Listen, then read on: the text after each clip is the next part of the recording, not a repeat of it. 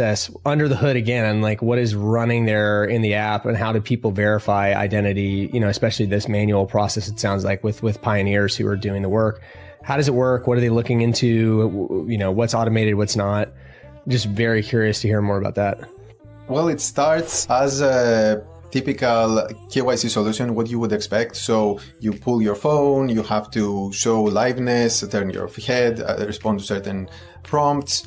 You have to show your ID, and the ID is captured, and then AI is reading it. You have to fill out certain information, which is pretty standard stuff that all the KYC solutions do.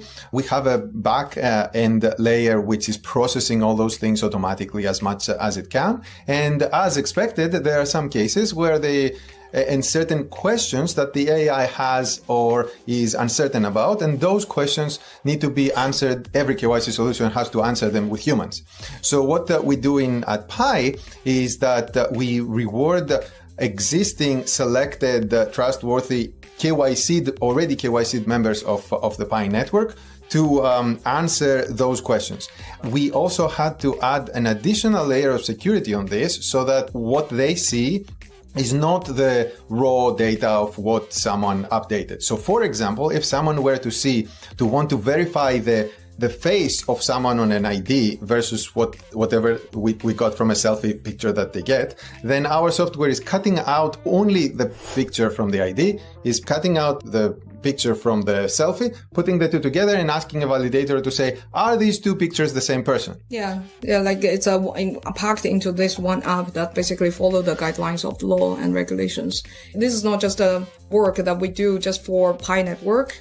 The whole community actually have this produce this large scale KYC to social network is actually a contribution from Pi Network, from all of us, including pioneers, to the world. Because, as the industry towards, getting more and more into the compliance, having a large enough social network that is KYC make the world ready to plug in true Web3 tools or services more easily. It also facilitates more easier onboarding of future other chains or other blockchain or financial services or Web3 type of applications that has a financial aspect or element inside.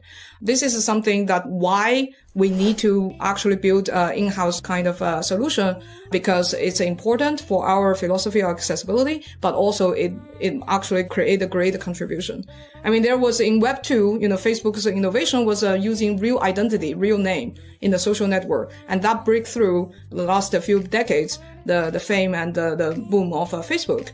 The next phase for Web3 means ownership, right? People are being able to own. When it touches ownership, there is the need of KYC. That's why we're building this huge network, not just large, but actually more compliant and towards the future that easy to plug in for even other services.